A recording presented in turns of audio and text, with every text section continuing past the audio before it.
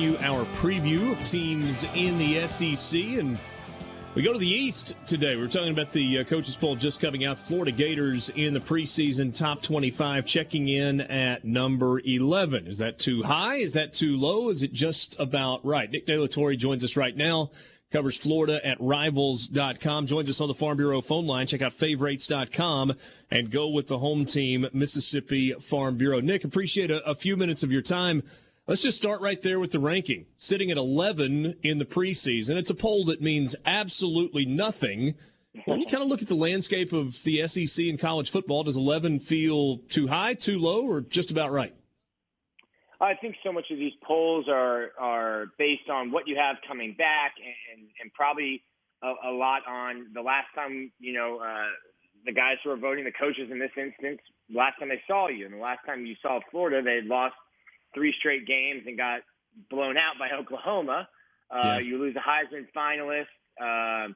You lose Kyle Pitts, who is a generational talent, Trayvon Grimes, Kadarius Toney. So, yeah, I think 11's probably about as good as Florida was going to get when you consider, what goes into making these preseason polls. I don't know if I would have put Florida in the top 10 if I was voting, but, I certainly wouldn't have put them much lower than, 13, 14, 15 area. So I think 11 probably is right, and there's a lot of question marks for Florida, so they'll have to answer those. Yeah, and question marks with the absence of those guys that you mentioned. This may be a bad question, and so I'll just ask it anyway. Which is a bigger deal, losing Kyle Trask or losing Kyle Pitts? Oh, losing Kyle Pitts. Okay. Losing Kyle Trask, you look at Emory Jones, and I think the offense will change. Everyone really harps on Emory's running ability, and I think it's just because it's so dynamic. But he can also throw the ball. Certainly there's throws that I think Kyle Trask might be better at than Emory. But when you look at Kyle Pitts, I mean, is there a player in the country, not just on Florida's roster, is there a player in the country that you can point to and say, yeah, I think he can have that kind of impact? I think he's that kind of player. I think, Kyle Pitts is kind of, like a once in a generational type player when you consider how good he was and what he meant to Florida. So I think Florida would rather replace, 21 guys on the team if they can get Kyle Pitts back. Florida's such an interesting team to me under Dan Mullen. They've recruited at a high level, but maybe not quite as high a level as Georgia and Alabama. And yet I feel like Florida kind of fancies itself in that group as well. The losses from last year notwithstanding. And yet I'm not 100% sure that Florida is right there. Are they, or should they be? And what is it that Florida fans see and expect? Florida fans expect to beat out Alabama and Georgia for recruits.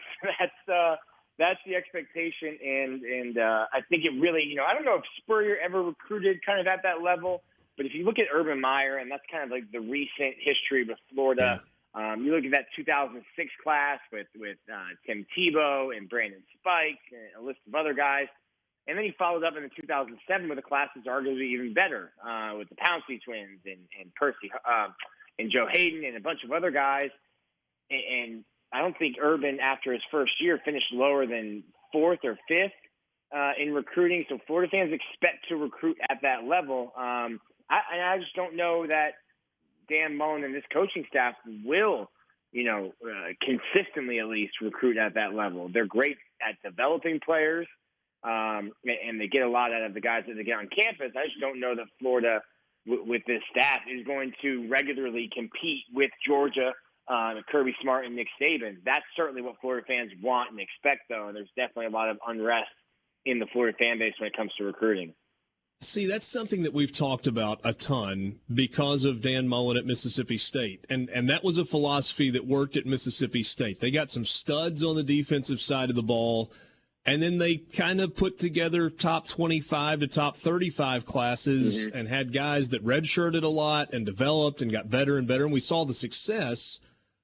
But what is it that is hindering Dan Mullen and this staff from recruiting at the level we were just talking about? Is it personality? Is it approach to recruiting? What is it?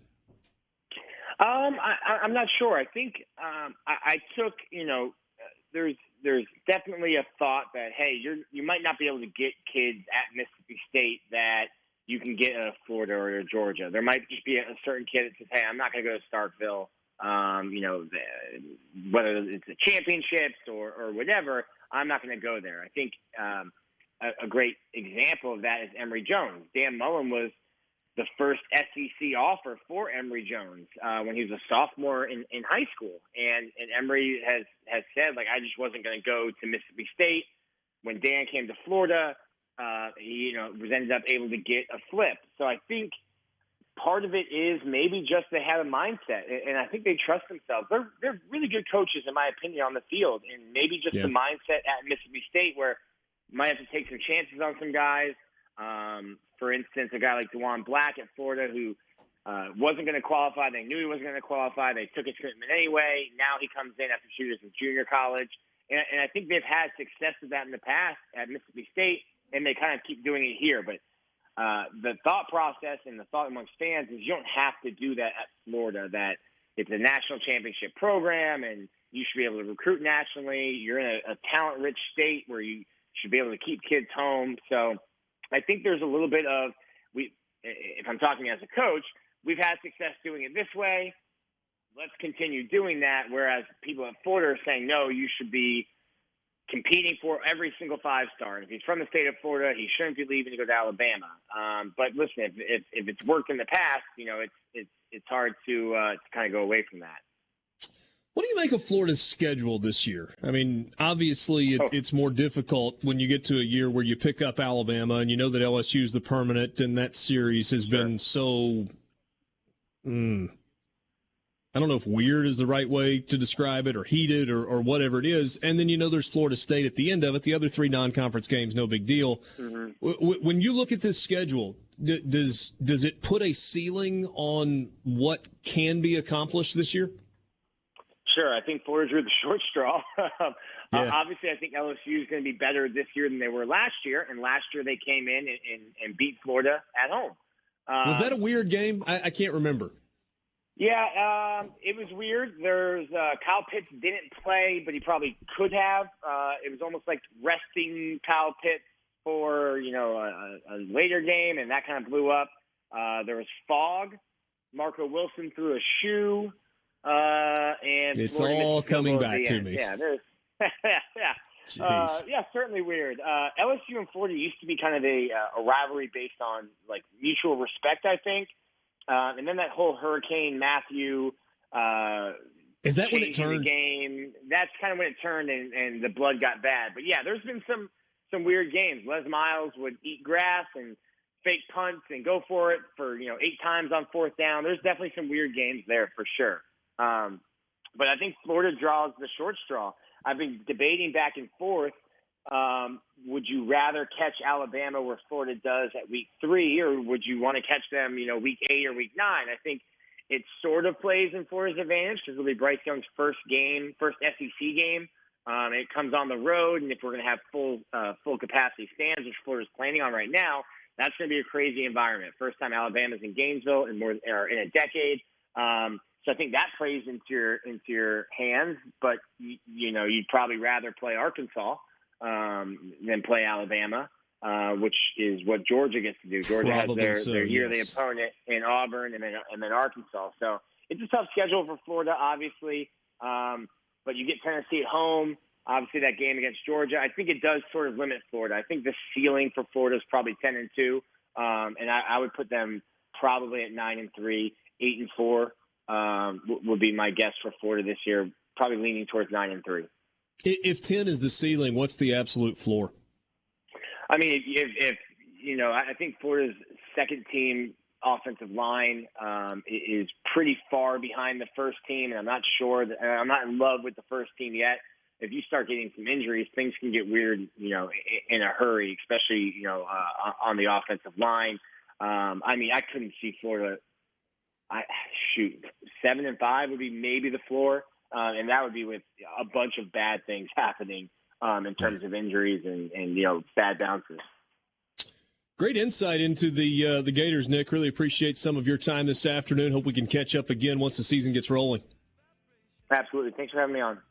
Absolutely. Thank you. That's Nick De La Torre from Rivals.com, covers the Florida Gators. Some good insight in there. Said he thinks that the ceiling for Florida is probably 10-2 in the regular season.